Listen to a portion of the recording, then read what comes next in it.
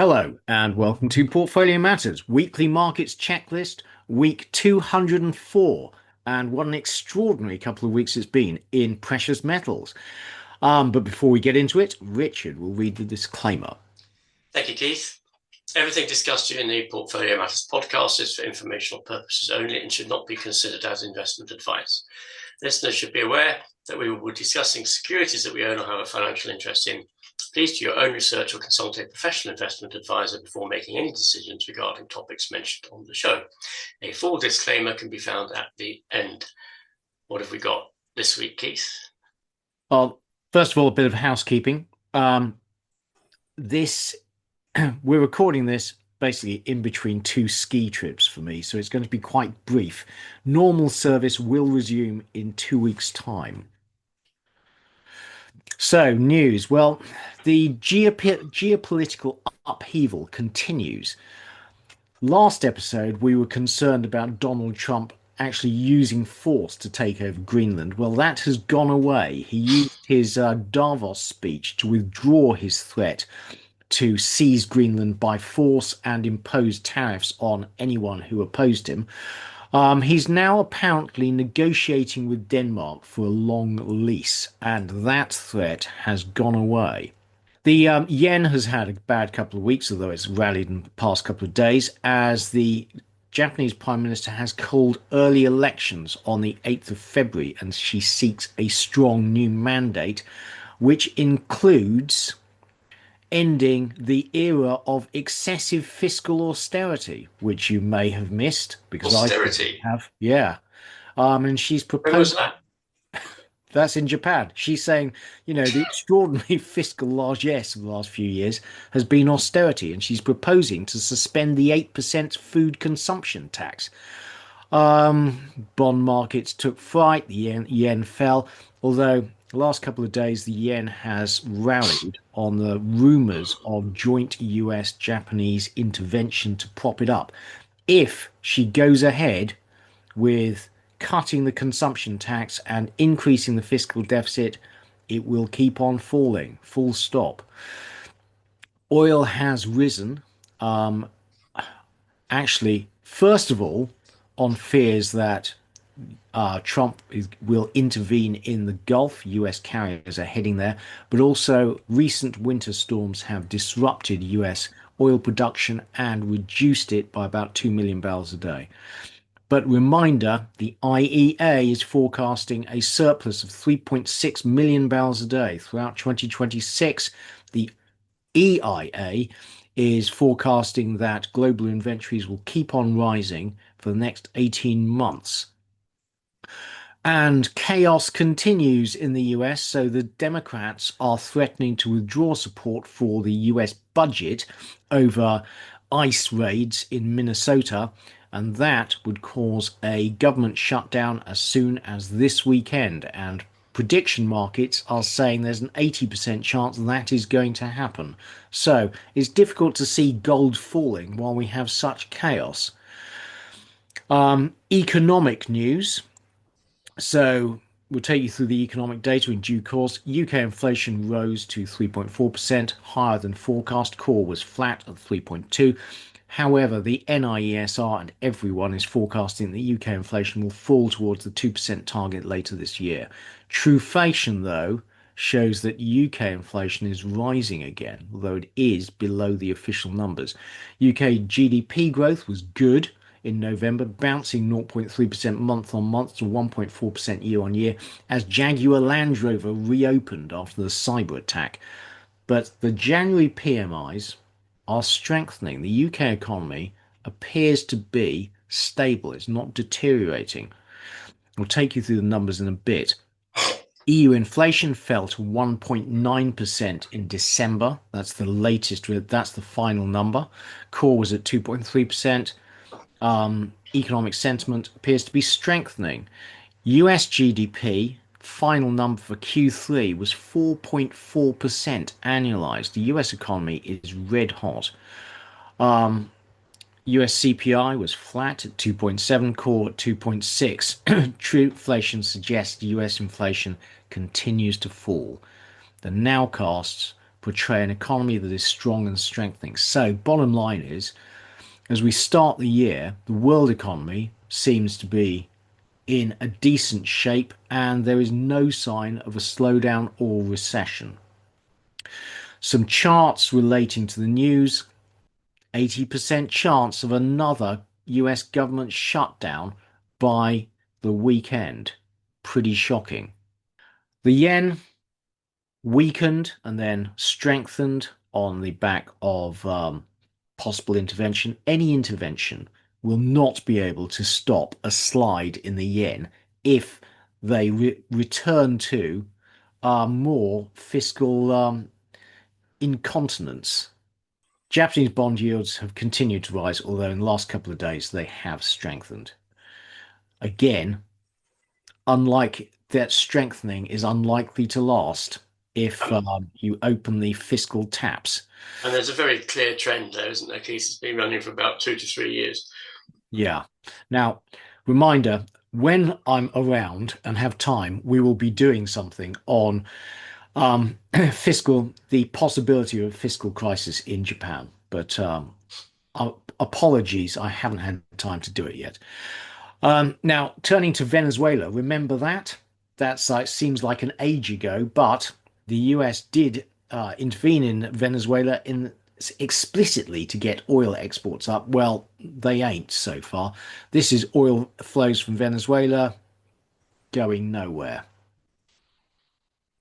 Now, why does Trump want Greenland? Well, these are shipping routes, and as global warming reduces the Arctic ice cap, they open up, and that would mean that travel times from the Far East would shorten. And so geopolitically, Greenland becomes more important. And it's also got rare earth metals, unexploited and presumably quite difficult to reach now. But as the ice melts, more easier. Now, That's a long-term project, though, Keith. yeah, that's true. But um, China's got this stranglehold on rare earths. Thinking ahead, good policy. Now, I didn't know this. I thought this was very interesting. Greenland is not part of the EU, although it's an autonomous territory of Denmark, which is an EU member, obviously. So it has a unique relationship with the EU and is the only territory to ever leave it. It joined in 1973 as part of Denmark, despite strong local opposition. Then, after gaining home rule, it left after a referendum in 1982, mainly over fisheries and resources. So Greenland formally withdrew in 1985 and became an overseas country and territory. There you go. That picture, you could just see that they're building the latest US military installation.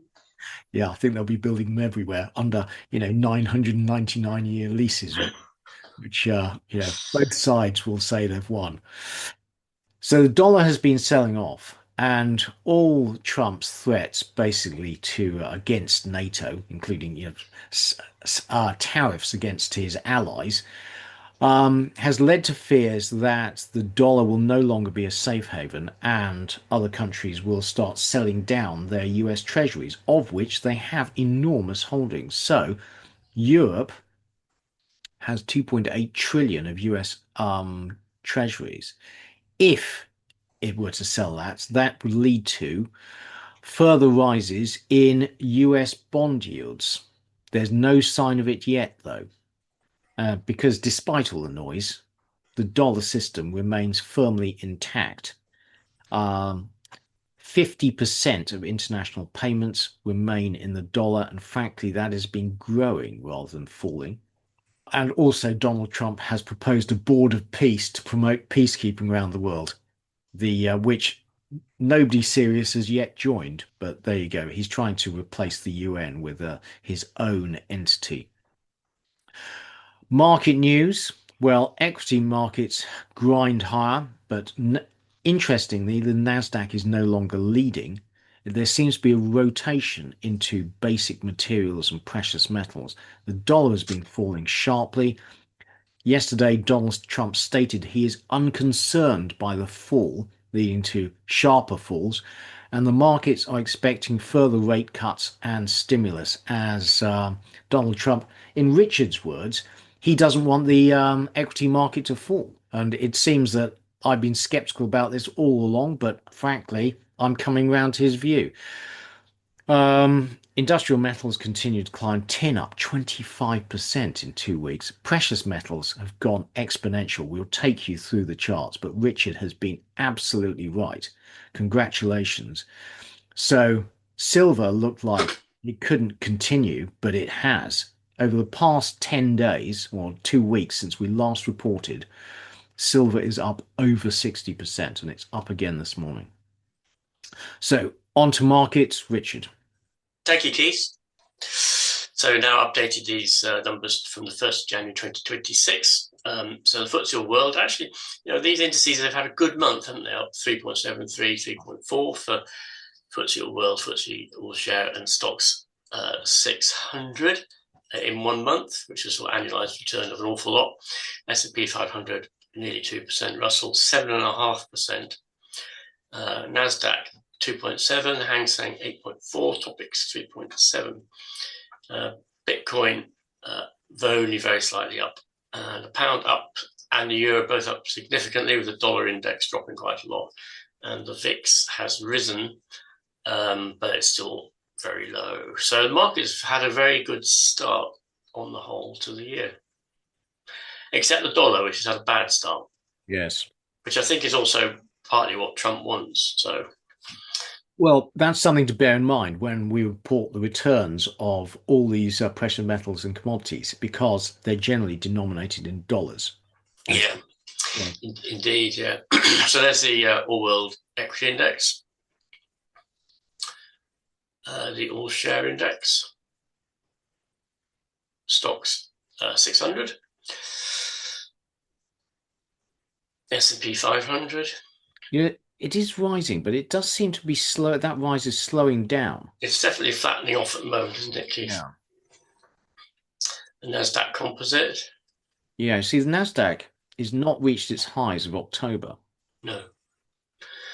Russell 2000. Now, the Russell 2000, on the other hand, this suggests that the markets are buying into renewed US economic growth.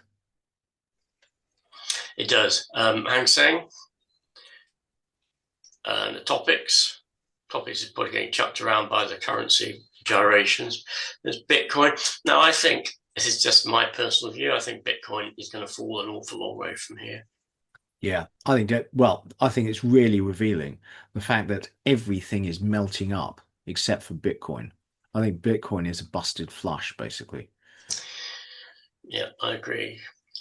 There's a pound against the dollar. Since Liz Truss, the pound is up an astonishing 25%. So part of that is dollar weakness, but the renewed confidence in the UK. Although all the media have a downer on the UK, especially the US media, and relative to the US currency, we're doing all right.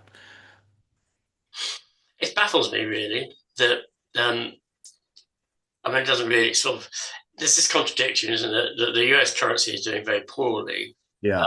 The European and UK economies are also doing very poorly, and you'd think that the US currency should be strong.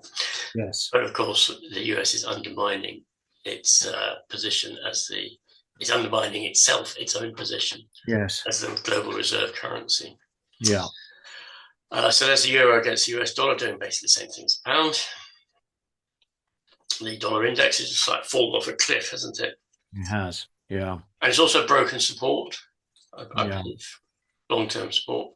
The thing is, because the US has only trade is only about 10% of the economy, this doesn't affect it anywhere near as much as it would, say, the UK.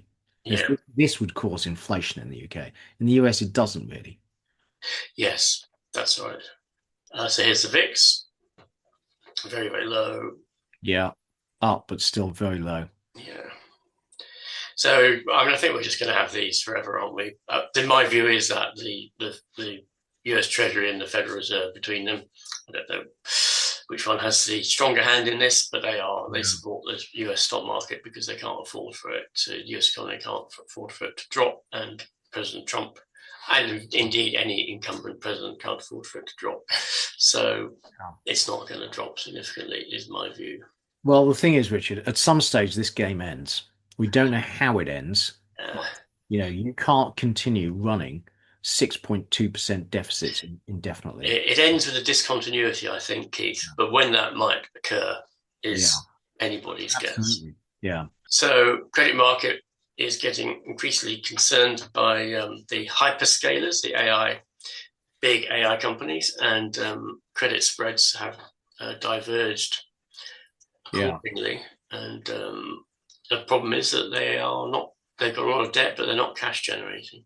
Well, this is really important, I think. I think, the last couple of years have been dominated by the stories about Nvidia and AI.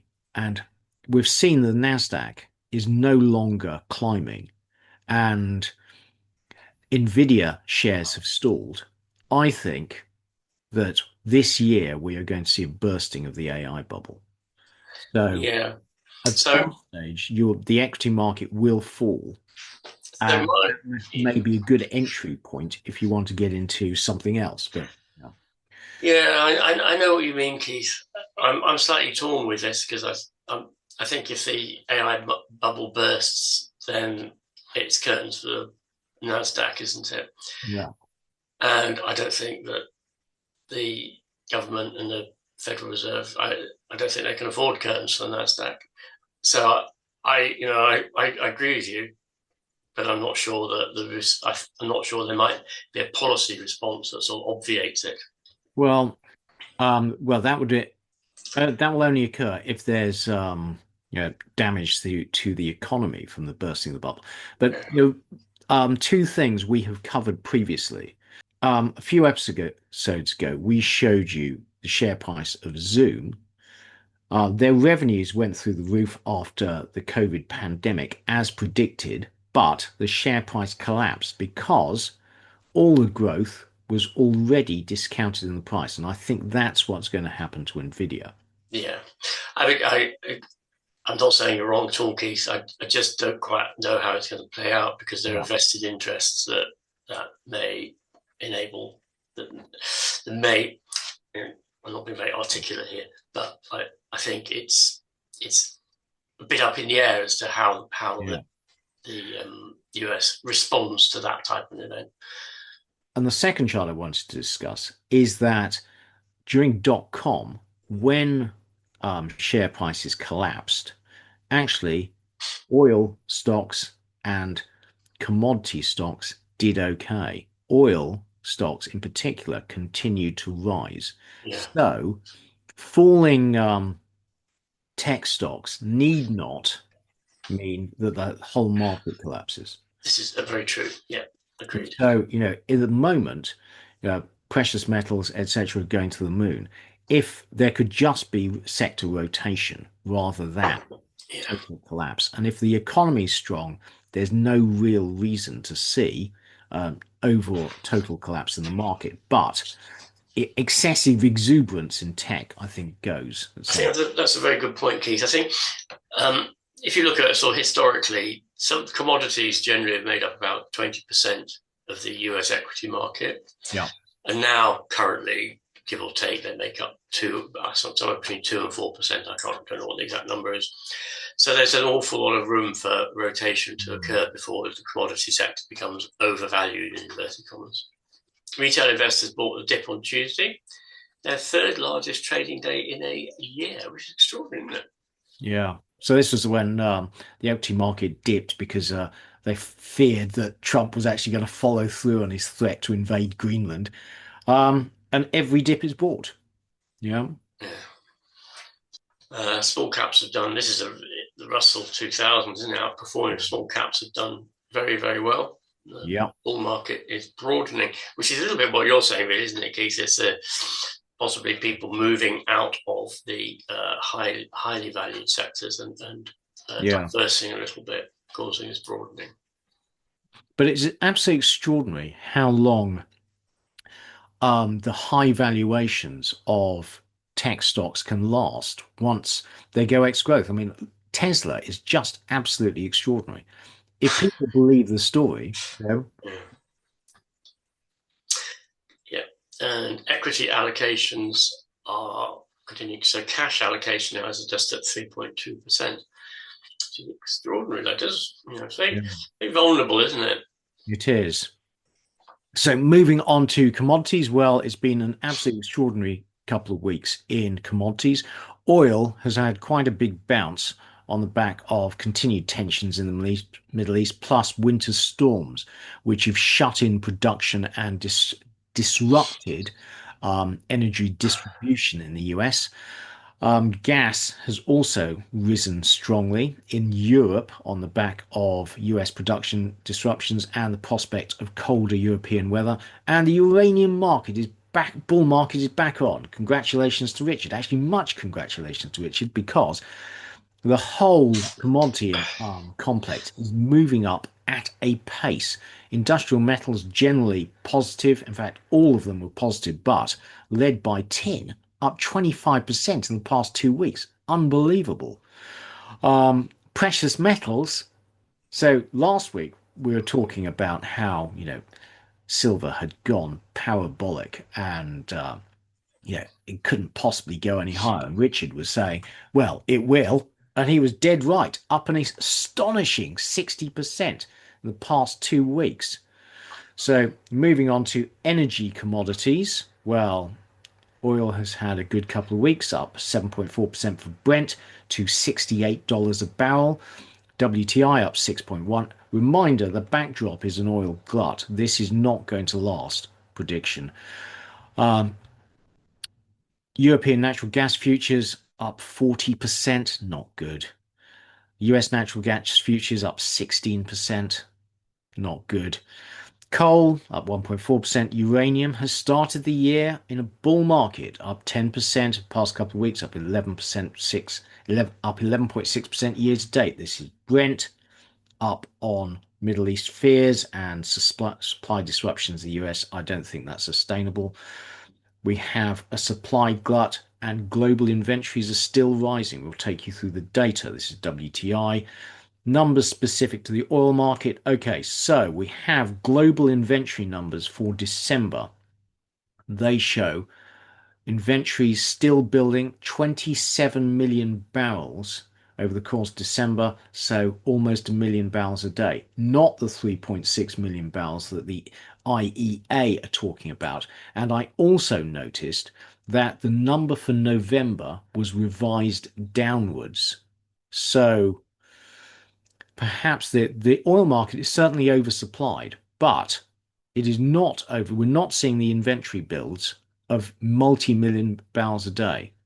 That's under a million barrels a day. So is the IEA too optimistic about oil supply? Question mark. We'll be watching this very closely over the coming year.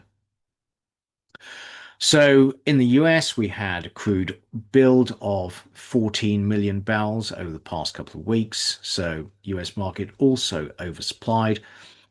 US oil production is down since the start of the year, down 100,000 barrels a day. Now, past couple of weeks, it will be down much more than that on temporary supply disruptions.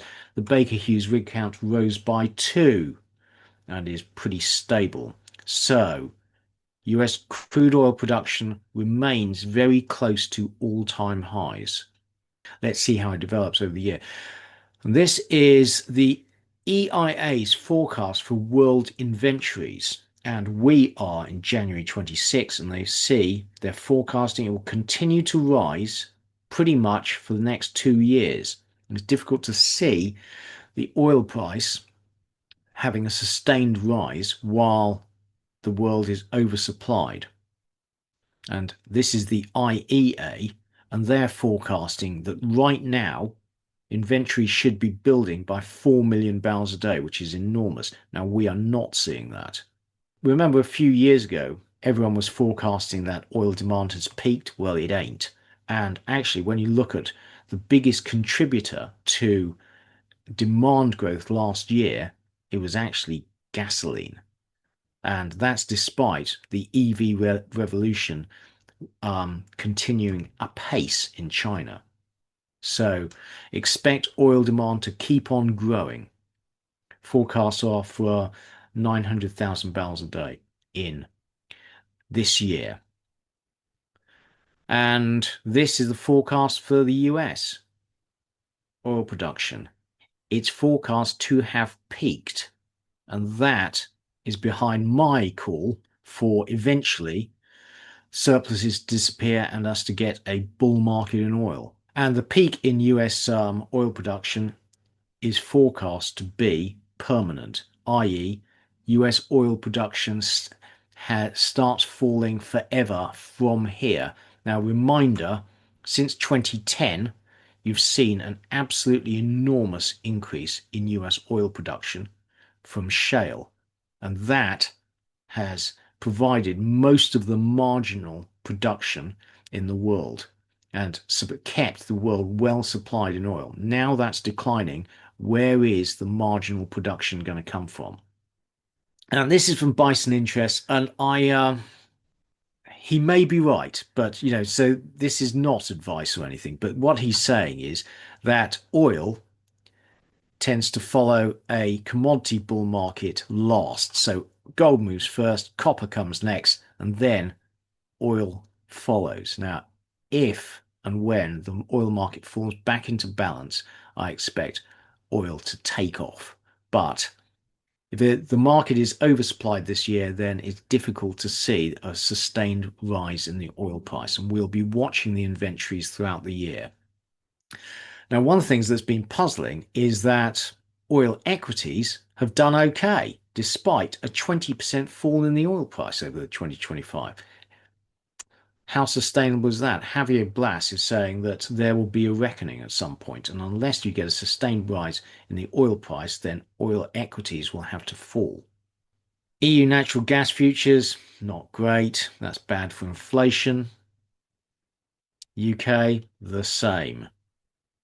US natural gas futures very volatile on winter storms. Coal going nowhere. Uranium, my God, the bull market is back on. Richard will be even more happy. And let's go on to industrial metals. Richard. Okay, so as Keith has alluded to, basically very good start to the year for pretty much all the industrial metals except for iron ore. Iron ore is down just 1%. Copper's up 6%. Cobalt's up nearly 7%. Aluminium's up 7%. Lithium up 45%. Extraordinary rise there. Neodymium up nearly 18%. Nickel 9%. Tin 33%. Zinc 9%. Yeah. Now, I guess the question is how much of this is speculative froth and Yes. how much of it is actually because of shortages or impending shortages. Okay, so my view is that aluminium, there's loads of it, and it's basically solid, solidified energy. And so you can have a supply response. It's just a question of throwing capital at it. Yeah. Cobalt, that's totally unsustainable. That is a function of the government of the DRC basically limiting supply. If they were to change their mind, you get a flood of cobalt. Copper, I just don't see it. The trouble with copper is that you can't really have a supply response. So, in order to develop a new mine, it's going to take you what, 5 years minimum for a big mine? More like 10 probably. Yeah. For a small mine, 5 years minimum. For a big mine, 8 to 15, like an absolutely extraordinary amount of time. And so, if you need the demand for copper is growing, then basically the only way you can get the market to balance is by destroying demand. And that means a higher price until, its basic uses like copper piping in houses are replaced with plastic. Yeah. I So, agree with that. so basically, I just don't see. I think copper has room to go higher. It's gone really fast. Yeah. Um, yeah, go on. I agree. I think I agree with everything you said so far, Keith. I mean, iron ore, there's lots of iron ore around, and Yeah. presumably that's why it's not moving up. I guess that if there's a lot of construction, industrial construction, that's what's going to perhaps put Well, pressure on iron ore supplies. well, the thing is, iron ore. I think iron ore the only way is down because you have this enormous high grade new mine in the DRC coming online, and then you've still got existing supply from Australia. Yeah, And then, we will take you through the Chinese numbers, but Chinese construction, like domestic construction, has been in decline for years. And so I think iron ore is not the commodity to bet on. And lithium, there's loads of it. Because we just haven't searched for it. Now we've found loads of it. It's a question of the new mines coming on. And at that price, you're going to get a lot of supply eventually. But short term, as we've said about copper, it takes years to develop a mine.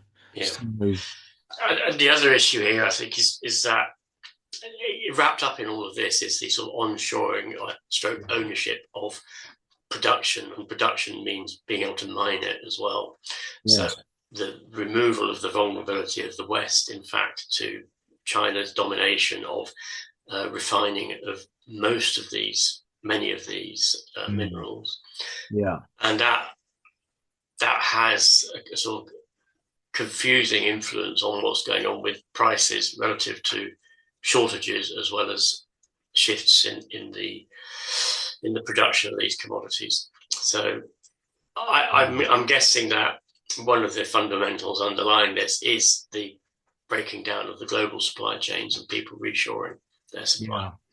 yeah, yeah, absolutely. I mean, neodymium, yeah, there's no shortage of it, but again, it's Uh, incredibly dirty to. yeah, Um, it's like there's no shortage of rare. Trump doesn't need Greenland for its rare earths. They've got plenty of rare earths in the yeah, US. They just don't dig them up, and they yeah, don't refine them. Well, yeah, that's changing obviously, but that takes years to change. yeah. Uh, Nickel, loads of it. And again, it's had a bit of a rise on the back of Indonesia saying they're going to, limit supply. But again, that means if the price rises, they'll stop limiting supply. So, yeah, there'll be a cap on it, won't there? And yeah, then tin. I don't actually know why tin has gone up so much. There's a very interesting podcast I think we listened to explaining why it mm, had gone up so much, which is basically to do with the fact that there was a surplus, yes, and then the surplus was eked away by the Tin Council or something, now disbanded, yeah, which controlled price for many years. So there were no new production facilities put in place, no new mines because the price was controlled, and now the surplus has gone, and there are no new mines. Well, the thing about tin is, we've covered this many times, is tin is very rare in the Earth's crust and is essential to electronics. Yeah, So, I mean, I think you can thrift it. I mean, as the price rises, you're going to try and reduce the amount of tin you use in connectors in electronics. yeah, Ultimately, if the price of tin rises too high, I really think they're going to relax the environmental rules, which means that, yeah, can't mix it with lead. Well, yeah. You can. you can. But it can continue to rise because really there's not much of it. Yeah, Zinc, no idea, to be honest. just following. So there's actually aluminium. It's gone up. 40% in the Yeah. last 8 months or so. 10 Yeah. months. Cobalt, copper. Now, copper, you notice, is struggling to breach the $6 Yeah. pound. But Now, if it does, yes, like Richard, I believe in the law of big numbers. So there's loads of, limit orders at $6. yeah. If those get taken out, then it's going to move sharply higher in my book. Do you want to do this, Keith? Yeah. So, I mean, at some stage, I'm going to be doing a big section on copper. But what you need to know is all these forecasts are for demand to keep growing as we electrify the world. But existing mine supply is actually forecast to peak in 2030. So we need a lot of new mines to come on. Yeah. It's shown quite starkly here. Mind of actually this, so this is showing, this is from S&P Global.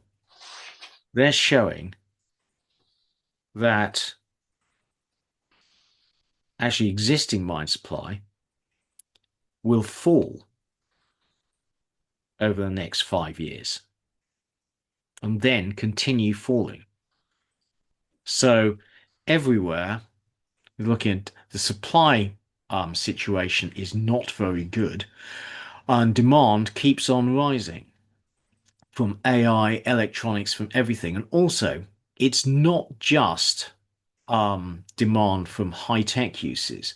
So this is from Rick Rule's Substack, and this is from an Indian delegate at one of his conferences who said, in the last 10 years, all villages in India have been connected to the national grid. 300 million people have moved from poverty into middle income, and their consumption patterns are increasing. In 10 to 15 years, 1/4 of India will be urbanized, and 300 gigawatts of renewables will be built. All that requires incredible amounts of copper. A wind turbine contains something like 14 tons of copper or 5 tons of copper, a lot. So the electrification of the world will require a lot of copper, and basically copper is going from a basic material which you use in piping to one you only use where it's got in small part a high-tech good such as a wind turbine. And everyone's forecasting an enormous and growing copper deficit. Obviously, you can't have a copper deficit indefinitely until your inventories run out. The market has to be in balance. So demand has to be destroyed, and that means a rising price. Now, it has risen incredibly quickly, but I just can't see any reason why it should come back down. So this is the copper price in US dollars over the past 25 years, and that is a huge rise. $2,000 to almost $12,000. Now, some of that story is um, dollar weakness, but actually, when you look at it in sterling, again, huge rise. Now, I asked Simon W. what he thought, and basically he's saying there's probably a risk premium of about 12% in the price when you look at it compared to trend. So, on Richard's point about speculation, it could fall by 12% or more if some froth comes out of the market. But medium term, if those predictions are right, and frankly, I just don't see how they can be wrong, really, because the trouble is you can't see a supply response. A supply response would take 5 to 10 years to bring new mines on. So, you Also, the new mines have to be found, Keith. yeah, yeah, the chart we showed previously of copper discoveries. Yeah. My prediction, seabed. It's like we'll start dredging up the seabed for polymetallic nodules. Mm. So this is where all the copper is, basically not in Europe. It's all in seismically active areas around the world. Sorry, back to Richard. Thanks, Keith. So this is iron ore, which, as we say, hasn't gone anywhere this year. Hasn't joined in the commodity rush. Yeah. Lithium. Do you want to read this out?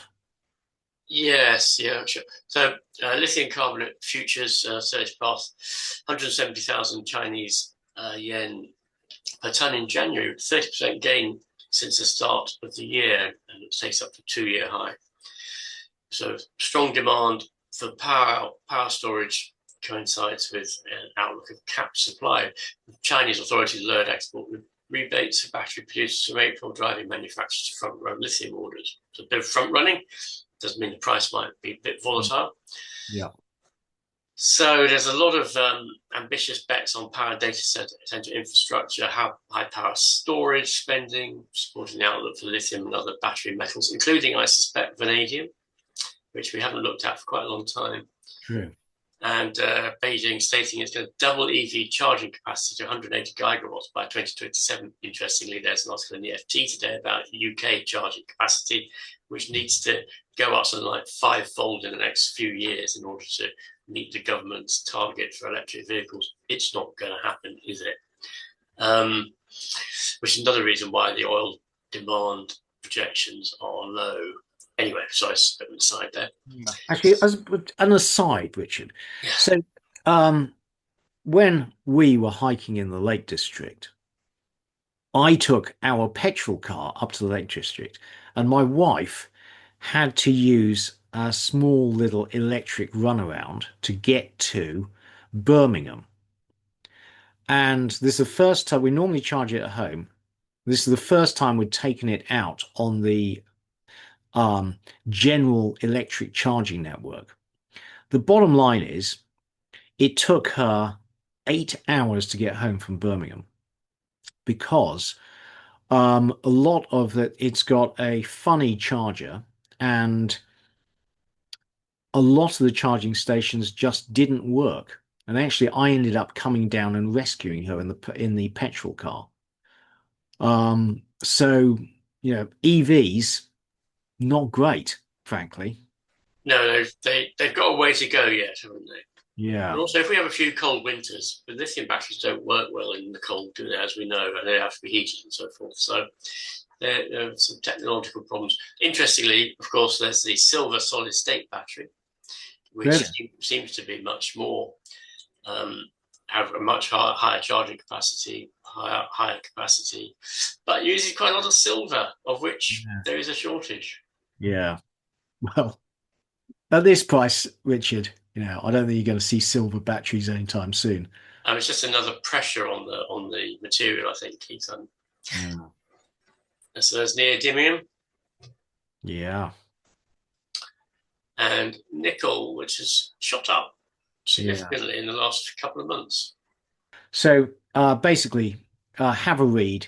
Jakarta, the Indonesian government is limiting the amount of nickel that can be produced by the country. So this is an artificial shortage, essentially, which can be undone instantly by a stroke of a pen in Jakarta.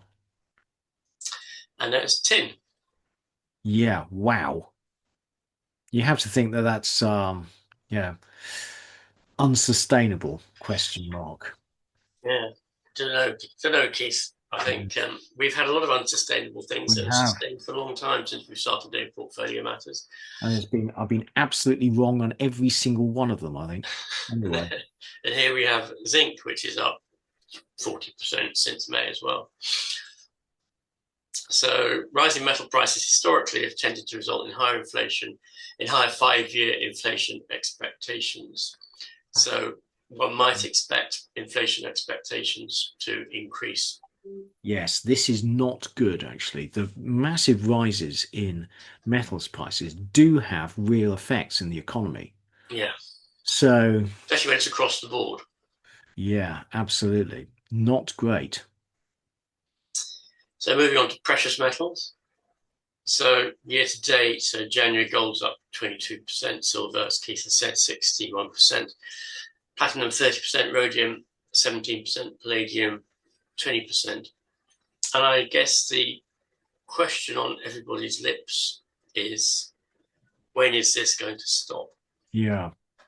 Um, so my view is that silver is in the middle of a short squeeze, Mm, as I've explained previously, and I don't know when it's going to stop. But yeah. I don't think it's going to be volatile.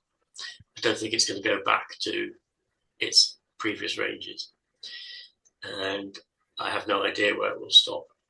Yeah.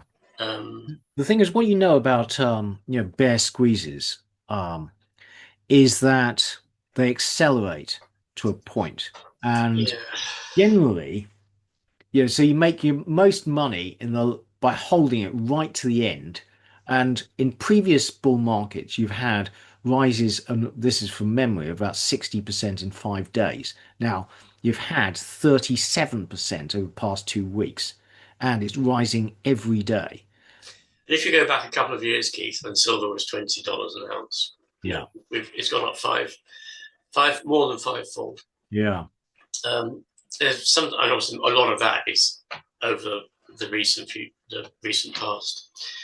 Um, there is a global shortage of silver in the sense that we're not producing as much as we're using. We do consume it, unlike gold, Yes. which does get consumed, and there has been a great deal of manipulation of the silver price because there's been a surplus, and there's been a great deal of shorting of silver by large institutions, and so that I think is where the short squeeze is originated. I don't know how it plays out. Yeah. I think there must be there must be some institutions that are suffering huge losses. Yes. No, I agree with that. But the thing is, when you see the flows, punters are piling in, and that doesn't end well because at some stage, so you've got loads of speculative demand. Yeah. When it peaks, people lose a lot of money and they sell. Platinum up nearly 30% year to date, rhodium 17%, and palladium 20%. So riding on the coattails to an extent of gold, Yeah, silver. extraordinary. The whole complex moving up a pace. Yeah. So that's the price of gold, which actually appears to be accelerating, doesn't it? It does. Yeah, that looks like it's heading higher to me. Hasn't gone parabolic like silver. No. And gold production in 2025, Newmont is by far the largest Yeah, producer of gold. Agnico Eagle the second, Barrick the third, and then this Chinese one, Zijin, the fourth. And I think that Zijin is also trying to buy more Western gold producers. yeah. So if you're interested in gold producers, these are some ideas. Pause, have a look. So, Yeah, so this is a chart that shows the daily retail imbalance in GLD. So basically, people the last few months have been been heavily buying GLD since March, really, haven't they? yeah. Few down days, but not many. So Well, but I think this is really interesting. If you can see an absolute direct correlation between falls in the price cause selling. yeah, So, so, you know, people very much following the price, actually on a sort of day by day basis. yeah, yeah. So currently it's going up and people are piling in. But I don't think it's retail that is pushing the price up. I think they're following the price. Yeah, I think that's true. So this is China holdings of gold versus US treasuries. So in red we've got treasuries and gold is in white. And as you can see that they are basically switching, however you like to call it, from US treasuries to gold. Yeah, absolutely. This is a big story. Yeah, Yeah. central banks basically. The US has overplayed its hand essentially by seizing Russian assets, and now China, etc., fear the same could happen. So they're selling down and switching to gold. I think it started to overplay its hand well before it seized the Russian assets. It had developed the financial sanctions system, it applied it to Iran. And I think that began to spook Yeah. non-Western Hemisphere countries Mm. anyway. And then Russia was the last straw. So this is Canada's gold reserve. This is just extraordinary. So Canada has got massive reserves. Well, I don't know how massive they are, but it's got a lot of gold in the ground. Mm. But it doesn't have any in its central bank. Remind me, when was Mark Carney Yeah. running the Central Bank of Canada? I suspect in around about the time they got rid of their last gold reserves. Yeah. So, yeah, really foolish. Yeah. Well, think of the loss of value there. Yeah. So I came across this. It's called the Fair-Sinclair ratio, and basically Jim Sinclair devised this, and he, the thesis is that the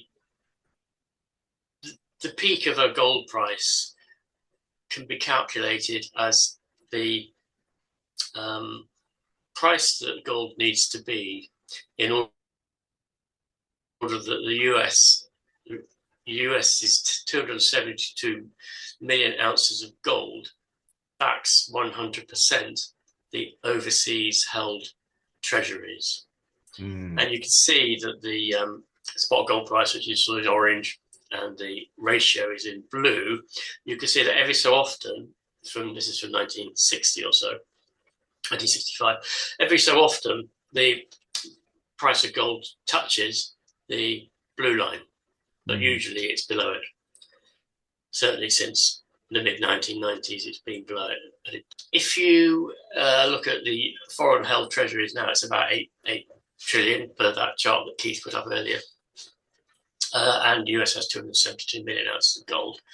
That actually puts the fair Sinclair gold price at roughly $30,000. So I'm not saying that gold is going to go to $30,000, but this is the sort of market that we're in, where the world is feeling very, very uncertain about US treasuries. And if you want to try and come up with what might be a fair price for gold, it's a factor. And where does the incremental gold price finish? I don't know. So what you're saying, the fair Sinclair ratio, that's US dollars per ounce, that should implies that the gold price should reach $30,000. $30,000. Okay. And then essentially all US foreign holders of US foreign debt could get equivalent gold to their US treasuries. Yes, So the US would be able to repay them in gold rather than in paper currency. rather than dollars. Yeah, Okay. that's right. That's the theory. So it's an interesting thought. I came across it when I was watching a YouTube video just about someone discussing where the price of gold might go to. And it was actually a very sensible discussion, and they mentioned the fair Sinclair ratio, Right. and they'd worked with Jim Sinclair in the 1990s. Oh. So I just thought it was an interesting thing to put up here. Actually, could you, for next episode, could you redo it on one axis? Because that's confused me on this. Yes, this is me, Keith Aggett. So Yeah. this isn't me. This is Claude. Yeah. Yeah. Could you ask I just Claude? have to re-instruct Claude. Yeah. Yes, Do it on one axis. I'll do that in a minute. But when we finish, I'll re-instruct Claude to do it on one axis. Good point. I did it very quickly this morning. Sure. So it. But the bottom line is, if Richard's right, the gold price could head to 30,000. Well, if Jim Sinclair is right, and then actually you could do a thought experiment. You can say, well, what if the gold silver ratio stays at 1 in 50?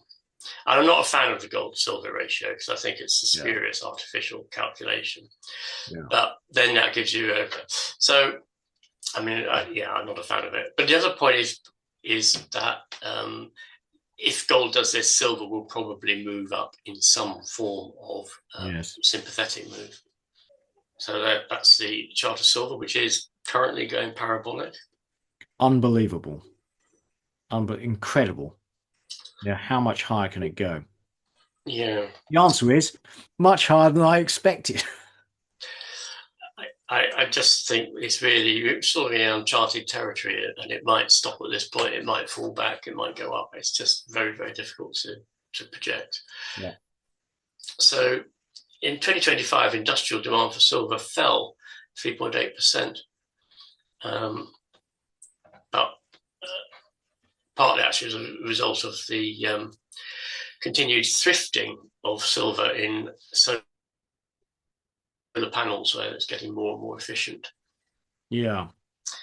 So this chart on the left is, a chart crime because, it basically the y-axis is only a small, portion. It should go Yeah, down to zero, start at zero, which exaggerates the amount of the reduction in silver demand. But silver demand did actually fall last year, so the price does have an effect on physical demand.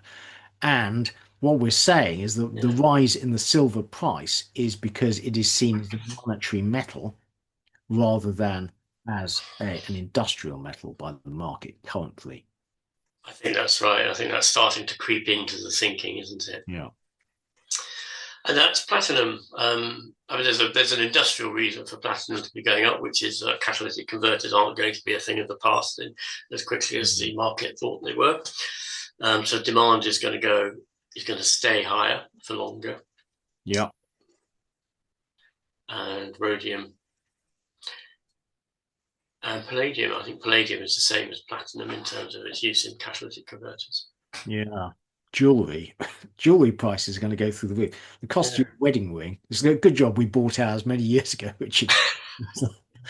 It cost the They might same. be selling them, Keith. You never know. Oh, exactly. That might be a difficult conversation. Yes. Okay, and on to rates. So very disappointing, really, that UK rates not coming down. Inflation in the UK is forecast to hit the 2% target, but the short end, the market is not expecting UK interest rates to fall much below 3.5%. I think that's wrong, but I've been saying that for a very long time. So you can get very positive real yields by buying UK government debt, and that has big implications for the economy. So if you are looking to invest in like a business in the UK, then you're going to be borrowing at, for let's say 30 years, you're going to be borrowing at 5.3% plus. So what's the risk? So your risk-free rate on a 30-year loan will be 5.2%, 5.3%, and then there's going to be a risk premium of, let's say, 4%. You're going to struggle to get a loan below 10%, and that is a drag on UK economic growth. Now, we've seen previously that the UK is growing at 1.4% a year, so it really needs interest rates down. This is a drag on UK economic growth that I don't think is sustainable. But listen to the market. The market is saying that the UK government has borrowed too much, and that sets base rates for the entire country. So UK needs to, if we want UK wants to get interest rates down and grow stronger, then it needs to show fiscal prudence.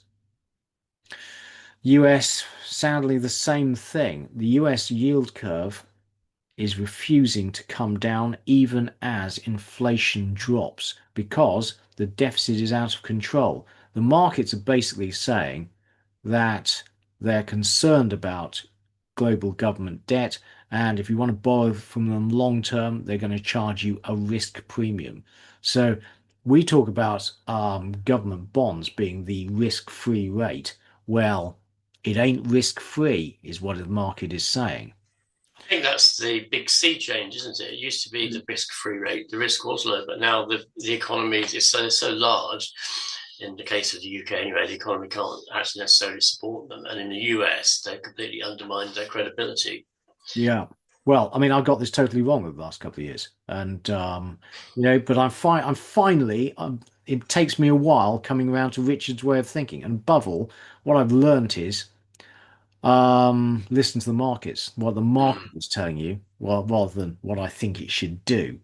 And obviously, that's cost me a lot of money over the last couple of years. So this is the story, basically. The Fed started cutting rates back in September 2024, and since then, it's cut rates by 175 basis points, but the 30-year yield has actually risen over that period. Now, I would have expected the exact opposite, but you know, fiscal imprudence is causing markets to worry about how they'll be repaid, whether they'll be repaid in devalued currency, And Richard. this is where I think Trump doesn't get it. He can command the Fed to reduce interest rates as much as he likes, and they may do so, Yeah. but that doesn't actually affect the market rate. Well, the trouble is that this is an inequality story as well, because US has 30-year mortgages and they're set off the 30-year yield. So as the market gets more worried about sustainability of the US debt, Mm-hmm. young people who want to borrow to buy a house becomes increasingly unaffordable. Yeah. So this is US 30-year mortgage rates, and they're still above 6%. And this is despite Donald Trump instructing Fannie Mae and Freddie Mac to buy mortgage bonds, try and get it down. We're moving to the return of capital Yeah. scenario, aren't we? People worrying about the return of capital from government debt, basically. Very well put, Richard. Okay, so this is UK 2 year. Essentially, we'll take you through the UK economic data in a bit, but anyway, retail sales have strengthened, and the market is once again worried about inflation. There's little sign of that, to be honest, but UK continues to have a credibility problem. This is 10 year, that's not good. 30 year, really not good. Just not coming down. It's Yeah, I just, also, sorry, Keith. go on, you go. I also think that graph that you showed a little bit earlier is really interesting about commodity prices or metal prices versus inflation Mm, expectations. If yeah. there is an across the board increase in these prices, it's bound to impact inflation, isn't it? So maybe the gilts market is projecting that, especially with our weak exchange, although the exchange rate is a bit better than it Yeah. was. Maybe the gilt market is starting to project that actually inflation is going to increase because we've got commodity price inflation. Well, I mean, the last few years have seen me make a disastrously huge bet on, interest rates coming down, bond yields coming down back to their pre-pandemic lows. Actually, not their lows, but their Yeah. norms. And that's been totally wrong. So the market has basically seized the pandemic as a break, and the 20% increase in the UK fiscal debt following the pandemic means that they're now charging a risk premium to lend to the UK. And on your point, Richard, about how rising commodity prices lead to rising inflation expectations, within the next 2 years, I will liquidate all my bonds into energy.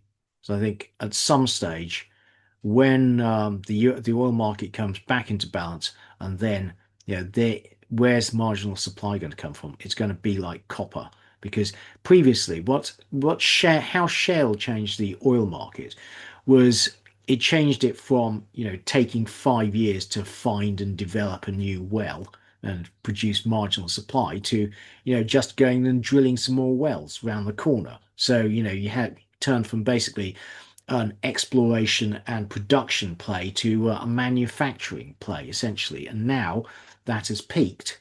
Well, Yeah. marginal supply is going to be hard to find, take a long time to find, and then you're going to be back to a huge boom and bust cycle in the oil market. And when oil goes through the roof, it's going to destroy everything, is my fundamental view. And do you think it will go through the roof in due course? I think it will. Okay, so in the last 25 years, oil demand has gone from 76 million barrels a day to 104. Yeah. Okay. And we've met that supply without the oil price rising in real terms, thanks in part Yes. to US shale.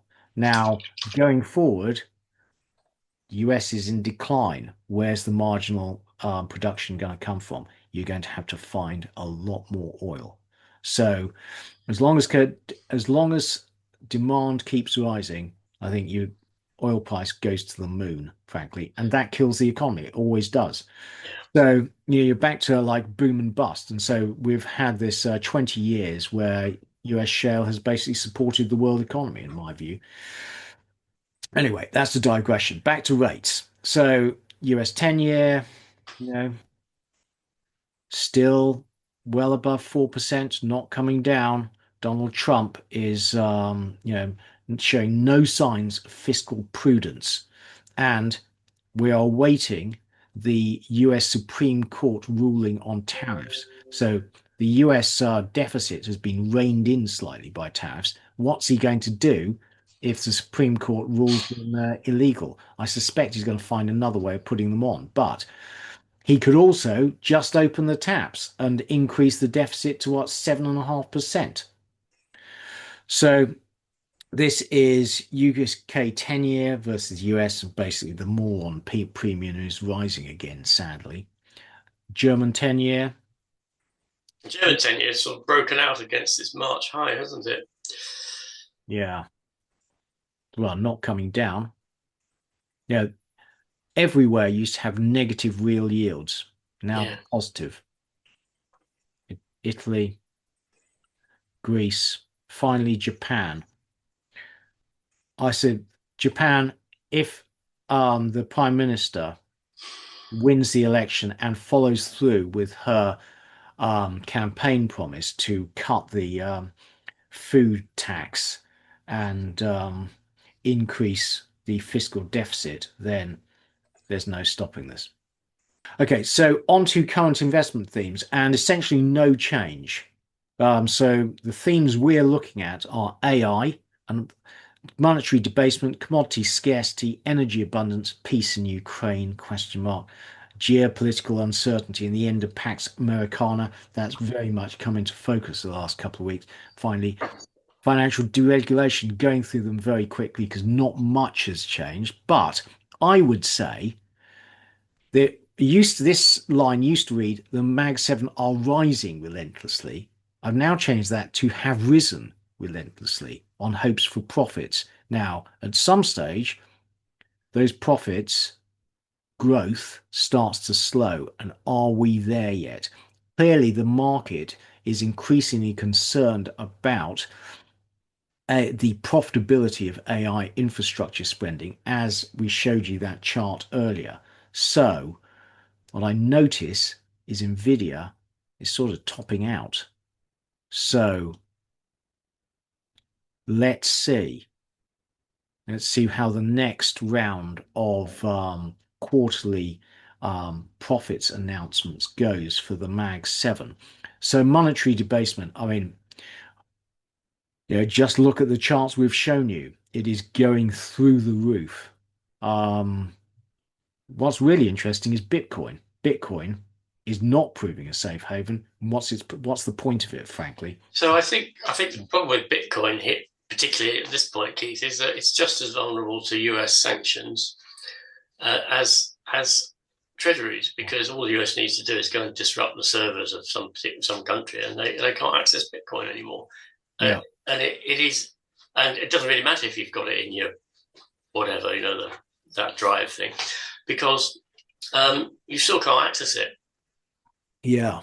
Now, actually, on the kind of when we talk about geopolitics, I was actually concerned when we were talking when Trump was, um, addressing Davos about what happens if the US starts to weaponize its technology. So, we all use Microsoft now, Yeah, and Google, etc. yeah, And if the Europe is serious about um, weaning itself off the American system and US defense, it also needs to wean itself off US technology because it's vulnerable to the US. If in a future dispute with the US, they could yeah. just like turn off basically the entire European economy. So, And that means that Europe and the UK, we need to start being protectionist about our native tech companies. well, we need to basically, you need to start thinking about, migrating all our computers to sort of an open source or European based operating Yeah. system. And then, but if we do that, what we can't do is have US companies buying up every promising Yes. looking Europe. European, let's call it, or, you include UK and European startup or small tech Yeah, business. We have to just say, no, you can't buy them. You can't sell them to US companies. absolutely. So, the unwinding of a US security umbrella Yeah, will have very big effects for US companies. And frankly, I really think that if you're a big European company, then this is something you should be concerned about. yeah, I agree. So bonds remain firmly out of favor, and we'll do something on the possibility of a fiscal crisis in Japan. Um, but the bottom line is if you have a domestic currency, you can suppress the bond yields. What you can't do is protect the value of the currency, and so I see just the yen continuing to fall. Yeah. Commodity scarcity, we cover this a lot. Copper, tin, uranium, the ones we think there's a shortage of. Energy abundance, again, let's see. But IEA, sorry, forecasting a glut of 3.8 million barrels a day in 2026. Now, the inventory numbers we covered earlier are not showing that. They're showing less than a million. Peace in Ukraine, actually back on. So watch this. Yes, with a Ukraine giving up the Donbass region, Yeah, which honestly, I don't think there is a choice. yeah, they don't have a choice. Trump is going to, you know, strong arm them into accepting an unfavorable peace, because he wants to, have a win for his border peace. Yeah. And his Nobel Peace Prize, which he's actually going to invade Sweden, I hear, Yes, I know. not Norway. Yeah. So GF, good for defense stocks, and good for tungsten. Yeah, for financial deregulation, good for the banks. And on to this week's economic data. Quick summary. Okay, UK. Stagflation turning to stagnation. Inflation has hit a near-term peak, we hope. The latest PMI suggests the economy is stable, but we're growing about 1.4% per year, which is kind of on trend, I think. EU stagnation. So again, little inflation, little growth. US, the nowcast suggests that the US economy is doing just fine, but the labour market is soft. And the trouble is that the US is being supported by AI investment and income inequality is growing. So everything is in place, frankly, for a political upheaval, if you ask me, in the US, as the poor get poorer, but they still get one vote. China investment continues to weaken, but the economy is growing at 4.5%. On to the UK, Richard. Thanks, Keith. So December CPI, 0.4% month on month, 3.4% year on year. The trend is up. And core CPI, 0.3% December, year on year, 3.2. The trend is also up. RPI, 0.7 in December and 4% year to date. The trend is up, but not such a sharp angle, but just too high. Inflation is not under control. It always tickles me that Rachel Reeves says that she will solve the cost of living crisis. Yes. And she'll solve it by increasing taxes. So the biggest contributor to CPI in December were airfares. Yeah. So we can discount those because they're discretionary. And rising tobacco, so basically taxes. Yeah. So Rising tobacco the duty. thing is, we've disagreed on this. I think inflation is coming under control, but um, the taxes are rising, and we've said many times that inflation should come down, and have been overly optimistic. So it's good that it's nice that we disagree because it gives us something to talk about, Keith. So I think that without going into too much, I think that the ripples of that inflationary peak have yet to be felt, and I think we are moving into another inflationary period.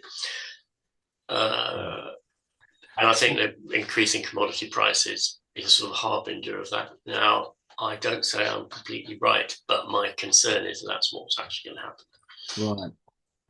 Right. Um, well, the rise in December was largely due to one-off. So that, December airfare is very volatile. That's Christmas period, it'll come back down. Tobacco duty, that's tax. And on when we talk about tax, so in Haringey, we have to pay to have our green garden waste collected. And this year, I notice that the price has gone up by a third. So, lots of nasty little stealth taxes everywhere. Aren't they just? Yeah. And they all add up. Yeah. So, service inflation is 4.5%. So will it, I'm going to rephrase and say, will it keep falling in coming months? Mm. Future inflation with dropout, which suggests that it'll fall towards its April target. Of course, what happens if other things drop in? Yeah. No, that's true. But essentially, unless we get a resurgence for inflation, then inflation should fall towards the 2% target because of, in part, Rachel Reeves manipulating energy prices down in April, which is much to be admired. But I do notice that, in this simple dropout model, inflation rises quite sharply in January. Now, all the commentary I've read stated that, inflation should start falling from here. And I don't really see that. So we could get a nasty surprise Yeah. in January. I mean, basically, we've had everything, things have been dropping out every month since Yeah. we had that inflation peak, but we haven't got below 3.5% inflation, which means the simple dropout model is wrong because stuff does keep dropping in, Yeah. like airfares up 28%. Yeah. Okay, so UK earnings growth 4.7%. Coming down, but not as fast as expected. And you'll notice that the October number was revised up. Yes. Excluding bonus 4.5%. So it's falling down towards the sort of 2022 Yeah. low. Now, this is good news Earnings remaining quite strong in real at terms. Yeah. 4.7%, 4.5% regular pay, 4.7. So So both well above inflation. yeah, So, in order to justify that, you needed productivity gains, which and we're not getting. which we're not getting. We'll bring out AI. Yeah. Labour government is rewarding its supporters by increasing the pay of the public sector Yeah. significantly above the private sector. I found these numbers pretty shocking. They're very big increases, aren't they? Nearly 8% for Yeah. the public And sector. it's basically double the wage rises of the private sector. Yeah. Um, Shocking. And not covered by productivity gains. Number of civil servants is increasing, not reducing. Well, yeah. So the trouble is that when you increase the number of civil servants, they have to do something to justify their existence. And that means imposing bureaucracy on you. Precisely, they have to regulate because that's their job. So actually, as an aside, I had to change my parking license to park outside my house. Okay. So once every, decade and a half, I change my car. So I had to write to Haringey Council. Okay, can I have a new parking license? You need to prove you own this car. Okay.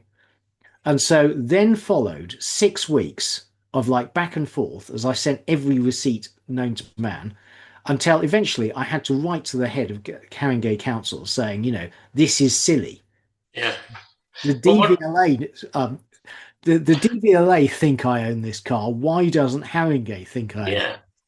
Yeah, Just it's just basically some bod there needs to justify his yeah. existence. And people people at some low level making up regulations that make absolutely no sense whatsoever. Not even regulations, just rules. Yeah. Like, sorry,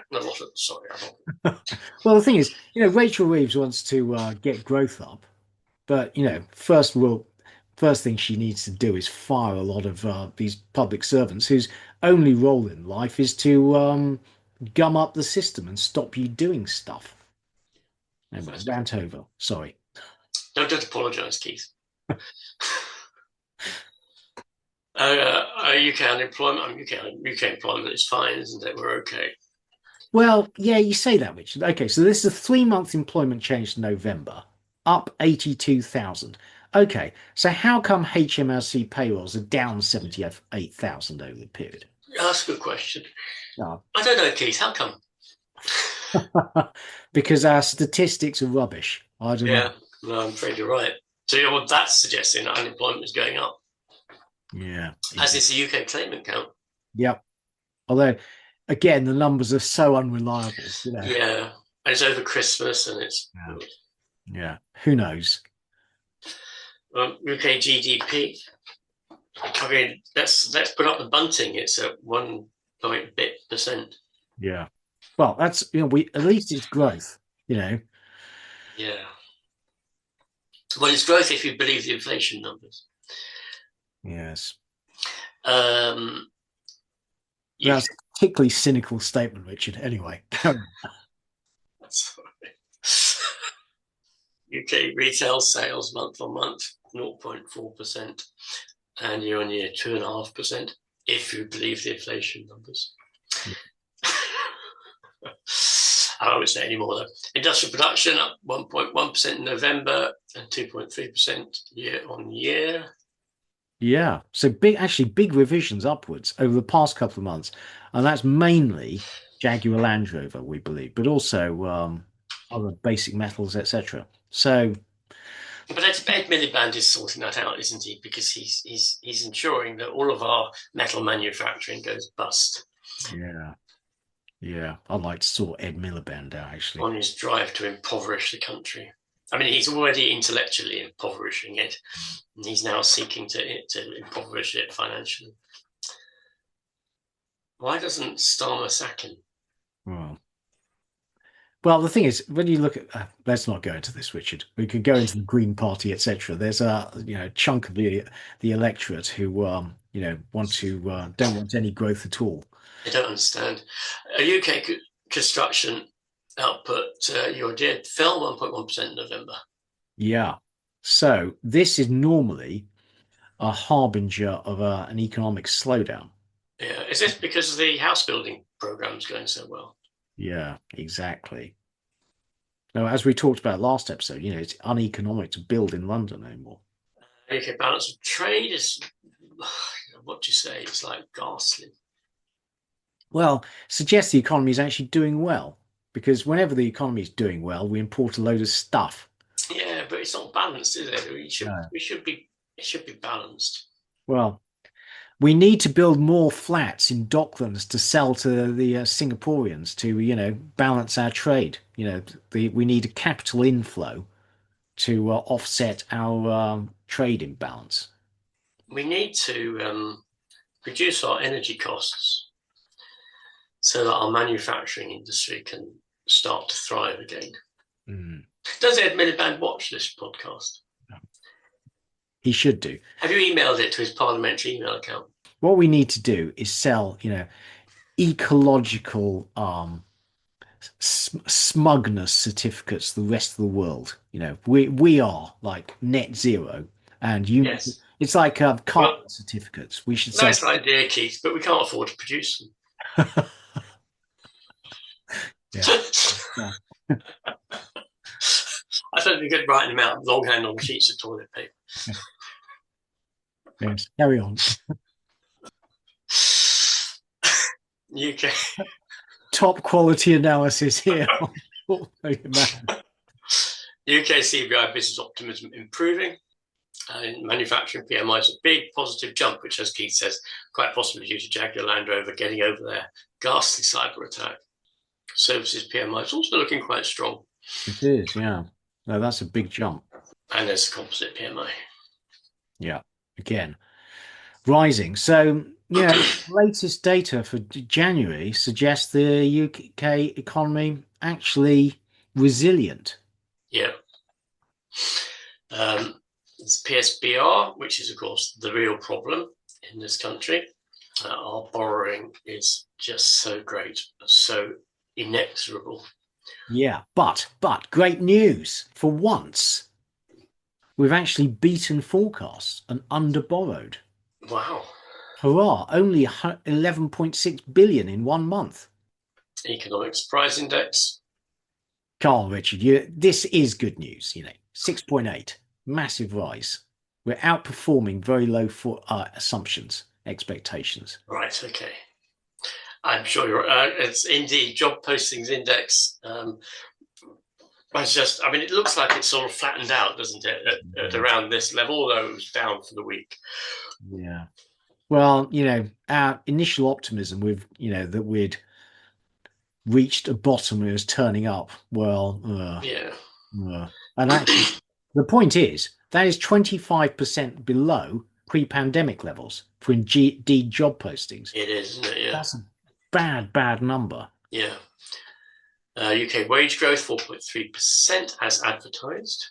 Hurrah. Wage growth coming down, Yeah, apart from the public sector. and trueflation nearly 2.5%. Yeah, heading very much in the wrong direction. It is moving up quite quickly, isn't it? Yeah.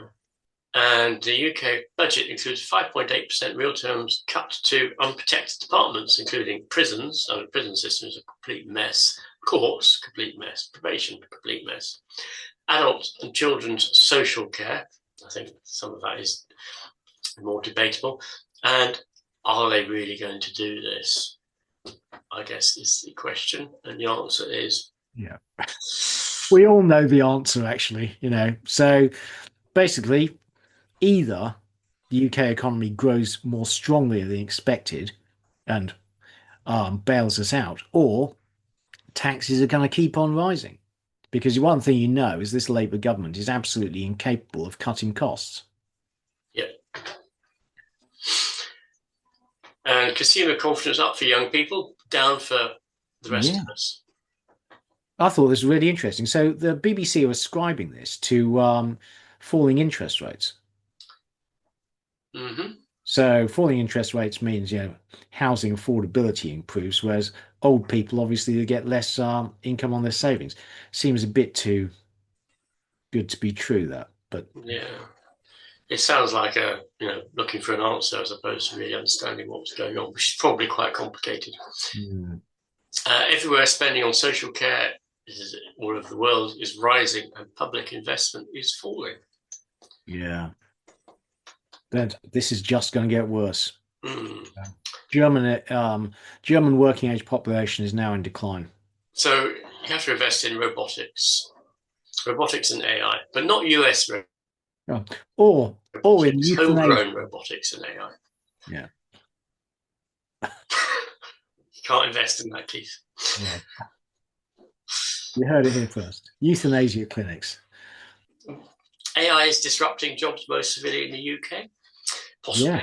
Yeah. There's a big problem with AI disrupting jobs in that it can take away the new starter type job, but and it can do that. But then you have the next tier up in seniority or knowledge of the business and so forth, and it struggles to displace those, which means you don't have then a cohort of more junior people to come forward to replace the more senior people.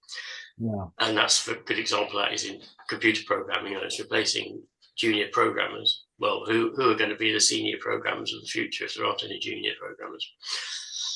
Well, AI might have improved so much that you won't It need. will. I think it's reached. I actually think it's reaching an asymptote.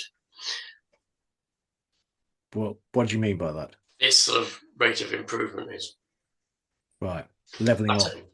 Yeah. Yeah. I may be wrong, Keith. I may be wrong. Yeah.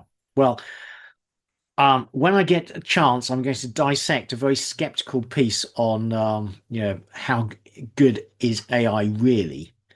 I for mean, for podcasts. producing my Fair Sinclair charts, fantastic, really, really Yeah. good. But what that does, it just goes through old data and puts it all together. Yeah. It's not creative. Yeah. It didn't say, hey, Richard, I think you'd be interested in this Fair Sinclair chart. So in summary, take a read, and we have query stagflation turning into stagnation. Economic growth is weak, but appears to be quite stable. Yeah. Well, I think stagflation turning into stagnation. Richard thinks stagflation returning into stagflation. So, the space. Quiz of the week. So you'll know this, but this is fun. Okay. Right. So HS2. So the new high-speed rail line between London and Birmingham is the most expensive in the world. How much did it cost per kilometre? And before you give an answer, that this is to put things in perspective. Okay. So there's a new train line between Lyon and Turin, and that cost $182 million per kilometre. And look, down here you have the how the train line is going to work, and because it's going under the Alps, huge amounts of it is in specially built tunnels. So that's 182, and they've had to build lots of tunnels. How much per kilometre is HS2? Well, clearly it's over 182. Yeah, I don't know, 250? good guess, Richard, but it is an astonishing. Oh, We win. Like the way to look at this is we win. For once, Britain is leading the world in cost per kilometre. So essentially, actually, it's not four times, it's three times the cost of the Lyon to Turin tunnel. it'd be funny if it weren't so sad. Yeah, shocking. It's pathetic. So there's like in Japan, they're building, and this is absolutely extraordinary, a new line between Nagoya and Tokyo, and it runs entirely in tunnels or on viaducts that they're going to have to build. And that's still cheaper. Unbelievable. And the UK one, it's pretty flat.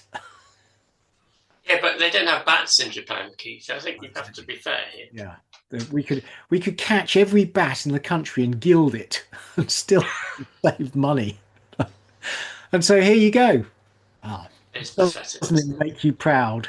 Britain wins. Hurrah. We have So what's so so what's gone wrong? Well, the project was managed by a specially created body, not the Department of Transport, and that embedded consultants. And the consultants signed off on a lot of cost plus contracts. So basically, your incentive is to continually increase the costs because then you get a margin on top of that. I mean, Uh, we've got a real problem in this country, haven't we? In that we use consultants. I mean, basically, de-skill the civil service, and then we pay consultants like 10 yeah, times as much to do the job that the civil service should be able to do.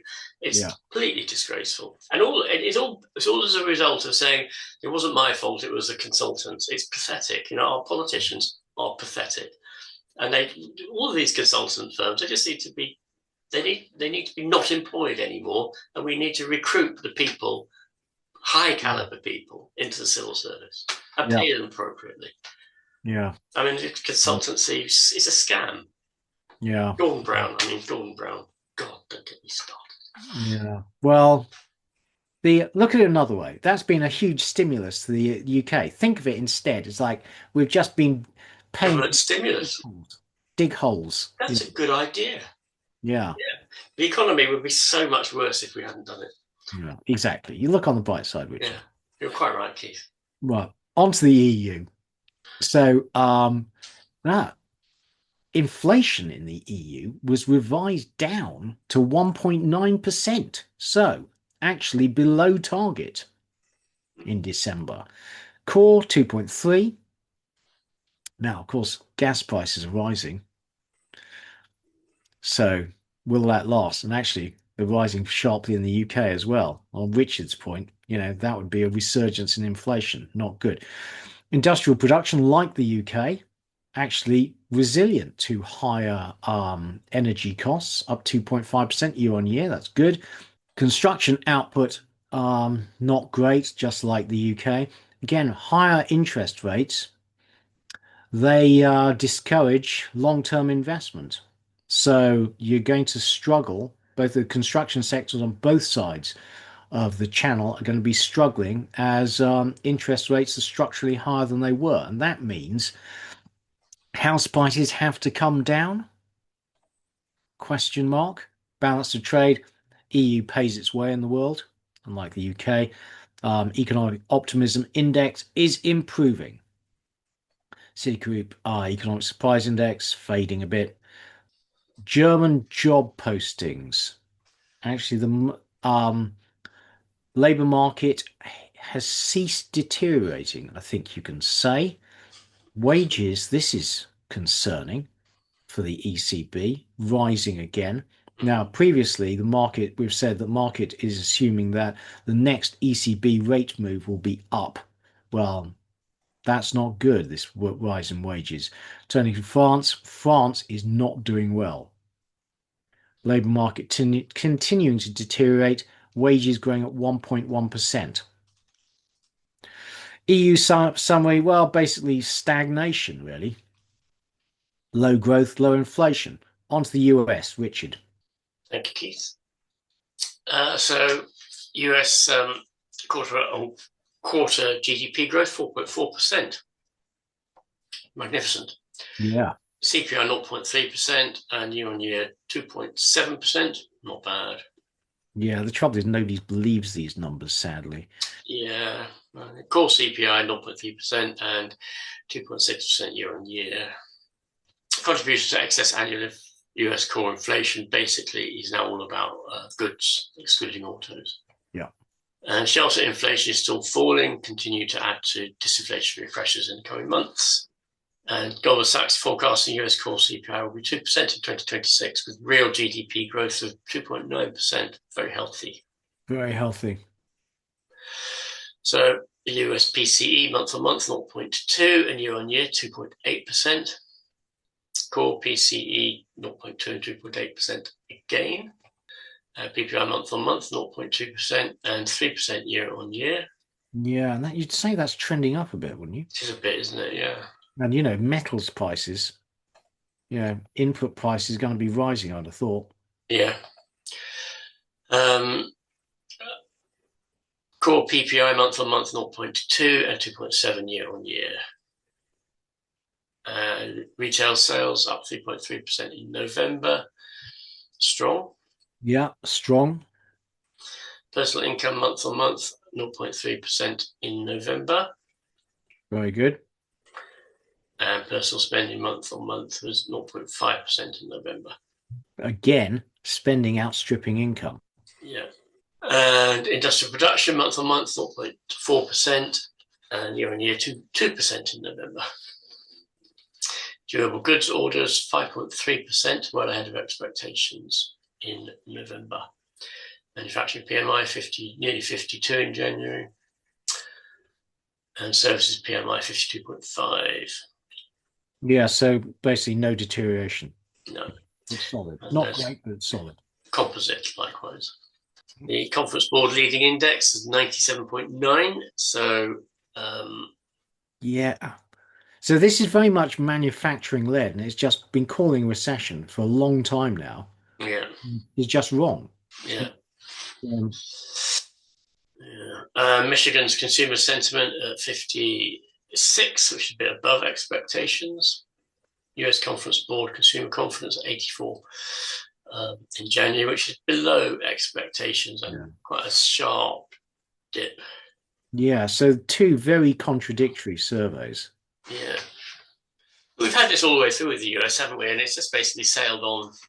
Yeah. NFIB business optimism 99.5, so not really changing much.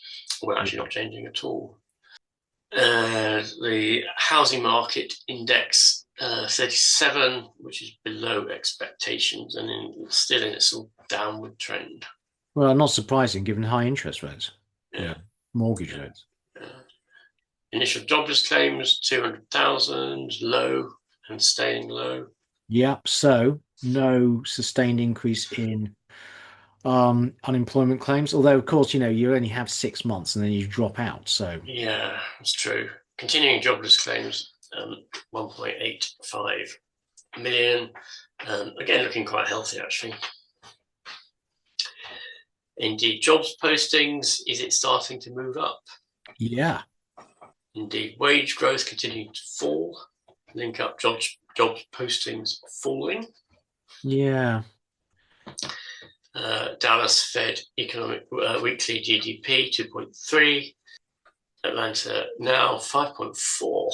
yeah. Shocking. That's the Q4 number. But Yeah, easy. yes, that's true. New York GDP, New York Fed GDP nowcast 2.7. All looking strong. This is the one we like, and that looks strong. And St. Louis Q4 down 0.3%. The economic surprise index looks better. True inflation 1.18, dropping fast.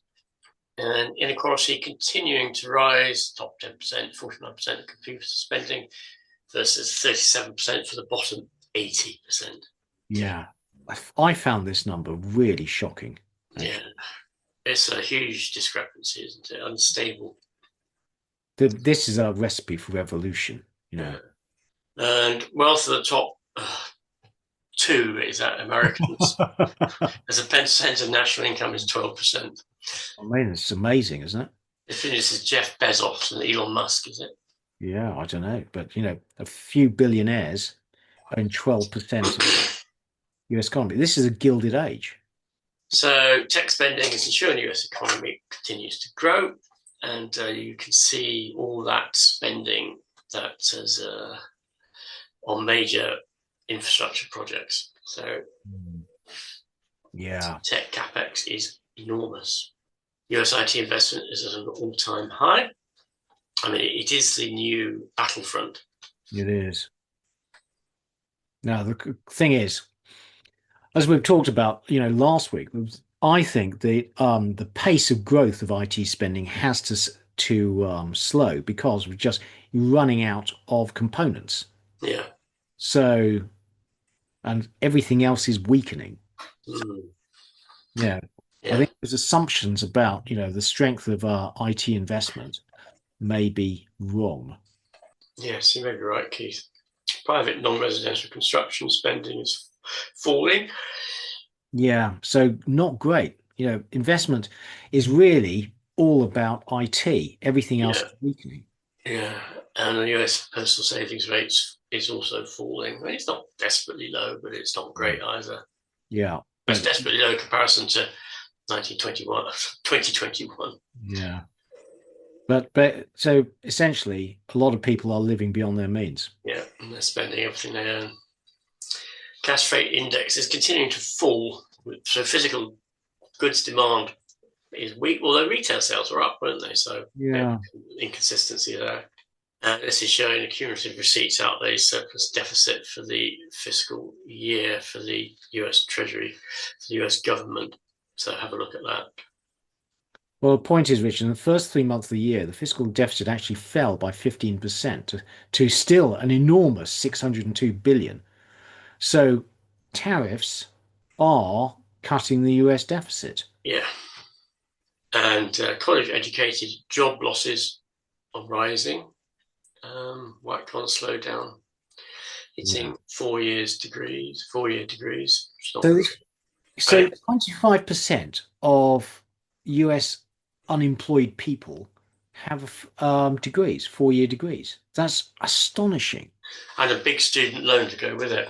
Absolutely. Now, you know, Peter Churchill's theory of revolution is that it is caused by elite overproduction, i.e., members of the elite or people who believe they should be part of the elite do not get the respect they feel they're due from society, and that is unemployed college graduates. Yeah. So, this is a recipe for unrest in my books. Yeah. I think you're right. Says US summary, have a look at it. Bottom line is the economy is being supported by AI investment. Labor market is weak, but the economy seems to be strong and has been strong actually for the last few years. Yeah. Difficult to see a recession. Yeah, absolutely. On to China quickly. So GDP growth 4.5% in Q4. So below the target of 5%, but still very respectable. We'd kill for that. Export growth continuing 6.6% year on year, very strong. Import growth 5.7%, much better than expected. Industrial production 5.2%, decent. These were all strong numbers except for retail sales, 0.9% year on year. And investment is declining, so down 3.8%. Unemployment rate looks clearly manipulated. Balance of trade enormous, over 114 billion in 1 month. Loan growth continuing to decline, but still actually 6.4% is still okay. House prices still falling. Foreign direct investment still falling. We talked about this last time, but China continues to run an absolutely enormous deficit, but then it can suppress interest rates, etc., and it's running a Yeah, huge foreign surplus. So there's no pressure on the exchange rate. However, the birth rate is collapsing. It's now at 1.0.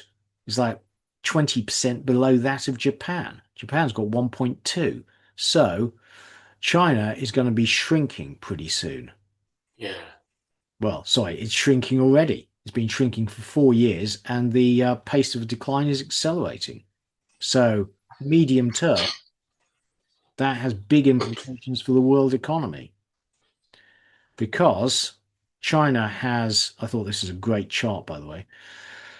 Um, when you look at the Chinese economy, so it is switched from being investment led, so investing in property and infrastructure, to industrial production led, i.e., exporting to us. mm, So China has refigured its economy to compensate for domestic weakness by exporting to us foreigners. mm. That means cheap goods. Bottom line, no signs of recession. Okay, on to one chart. Thank you very much to PHS and Magnets for explaining this chart to me. So this is the number of questions asked on the website Stack Overflow. Now, Stack Overflow was a website where software developers asked each other questions when they got stuck. So, if you were writing a program, couldn't fix a problem, you would ask other more experienced developers on the Stack Overflow website. But you'll see, since 2020, totally collapsed to the point essentially it's now dead.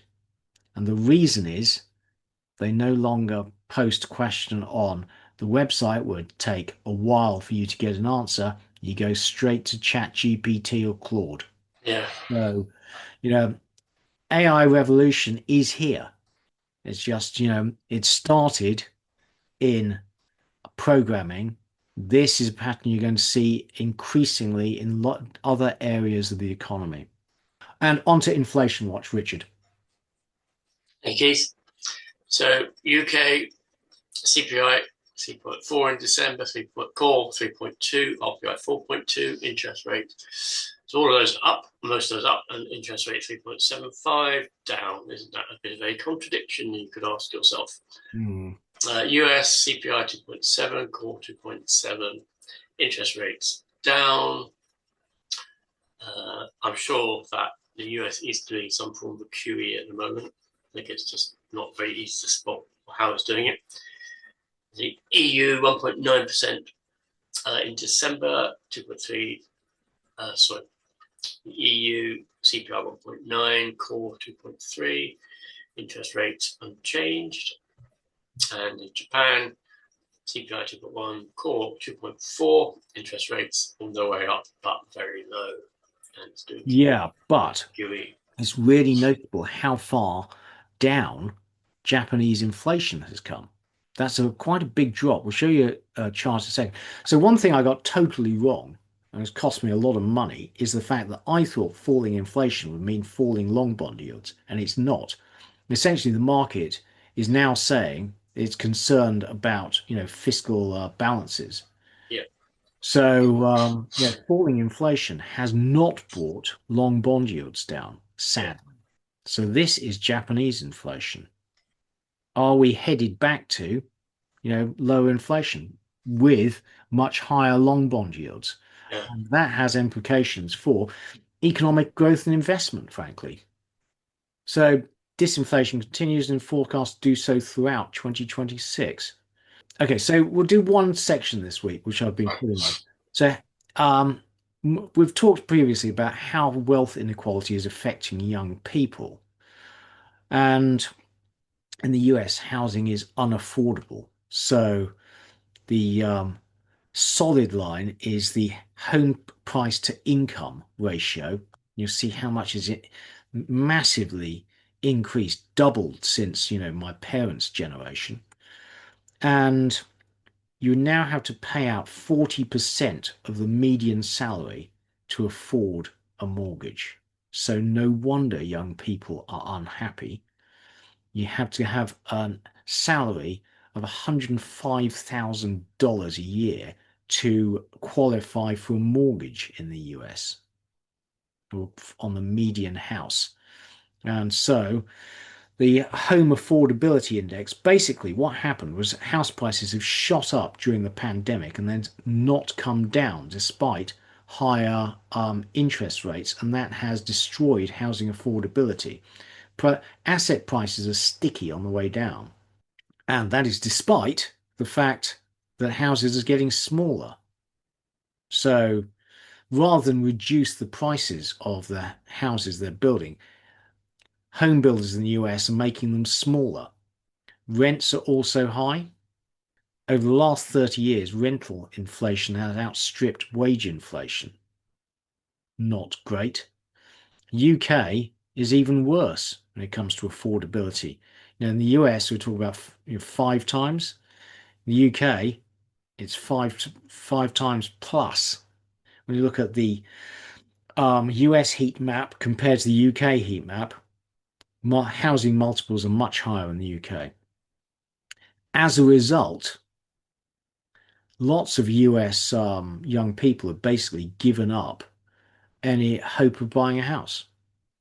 And the University of Chicago did a detailed study of American attitudes among young people. And they found that those with little or no prospect of owning a house had basically reduced work effort. They're disincentivized. They increased their leisure spending, invested in risky assets such as crypto, because the only way they can buy a house is by gambling. Why bother to work hard when you can never make enough to afford a house and be independent? So, meanwhile, in the UK, Rachel Reeves is taxing young workers to pay for the triple lock.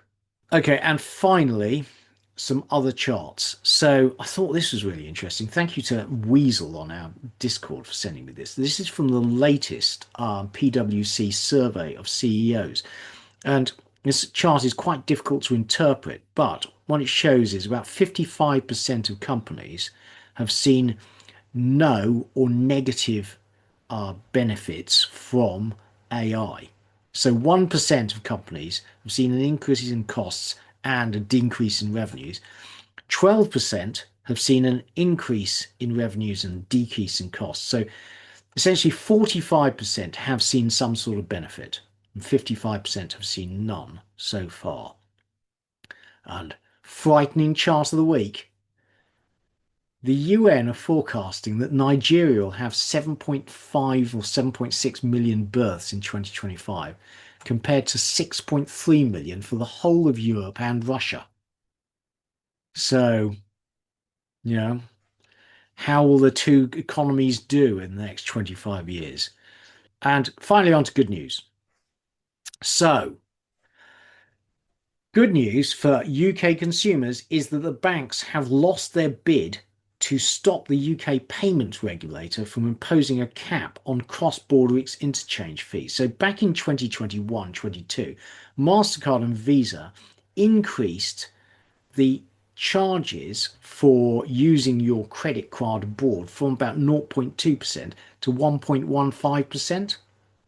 And the regulator is now attempting to impose a cap on those fees. Basically, these two monopolies, MasterCard and Visa, are using their position in the market to increase fees unilaterally. And thankfully, the regulator will now step in and fees should fall. Hurrah! And it is good to have a competition regulator. The US, of course, is not enforcing competition law, and you're seeing increasing industrial and sector concentration.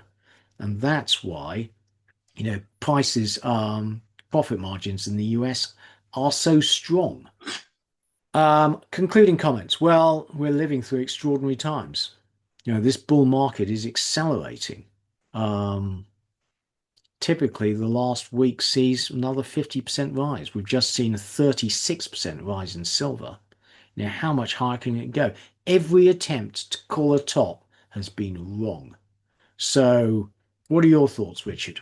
What are you planning to do with your enormous silver position? I'm not planning to do anything. I have been very much sitting on my hands.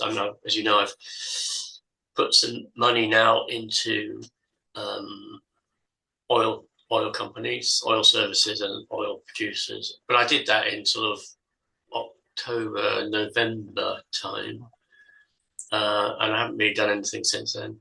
I'm not planning on doing anything now because I don't.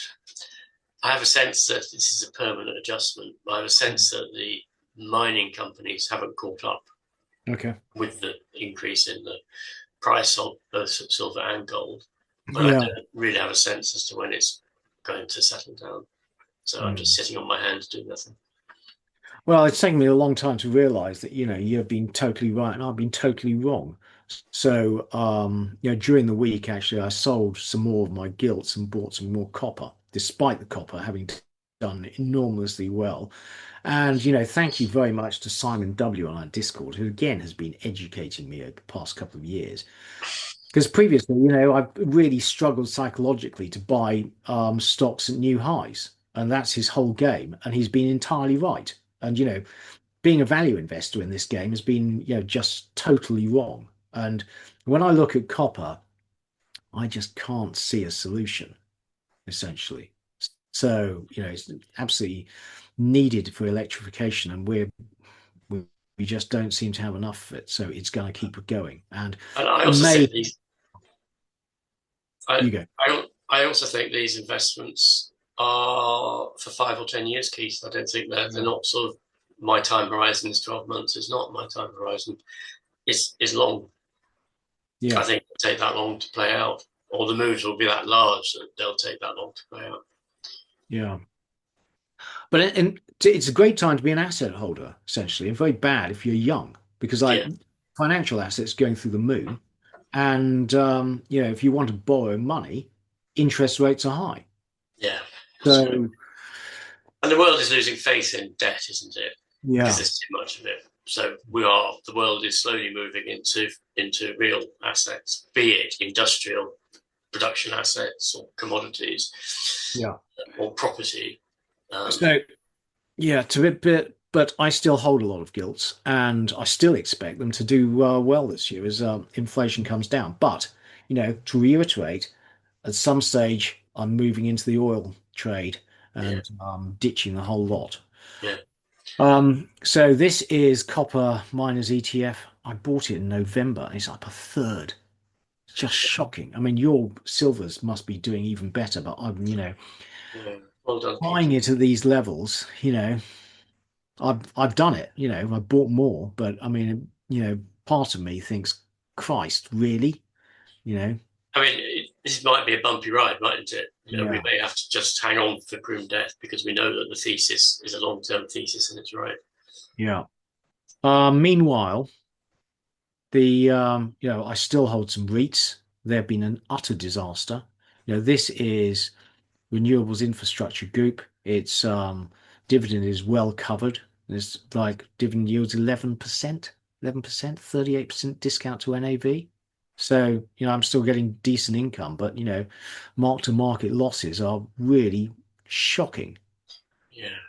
And this is one just, so a while ago, you remember that back in November, I sold all my, actually, at the start of December, I sold all the REITs that whose investment case was based on their NAV because I came to realize that the NAVs were largely fictional and based on the best case scenario. Well, there you go. In this case, I was totally wrong because the NAV does turn out to have some value.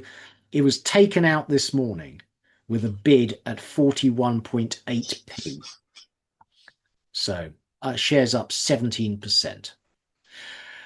And on that note, well, I hope you've all been listening to Richard, who has been dead right, and silver going through the moon. So we will be back in 2 weeks' time, and let's hope it continues. And Richard will then be reporting from its own private island somewhere, I suspect, which he's bought and had gilded. Um, but in the meantime, is goodbye from Richard. Goodbye for Keith Jordan. Goodbye. Goodbye. Full disclaimer. The material and information contained in this podcast is for information and entertainment purposes only and should not be relied upon for making a business, legal or any other decision.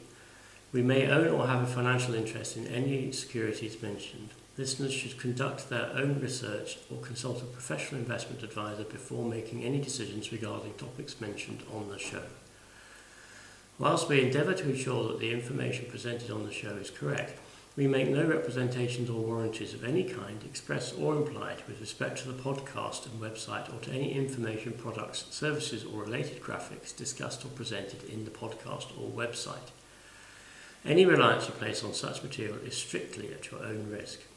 You are solely responsible for the investment decisions you make. We will not be responsible for any errors or omissions in the podcast or website, including in articles or postings, for hyperlinks embedded in messages, or for any results obtained from the use of such information.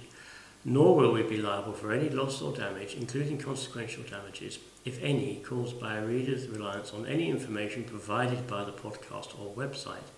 Please do not listen to the podcast if you do not accept self-responsibility for your actions.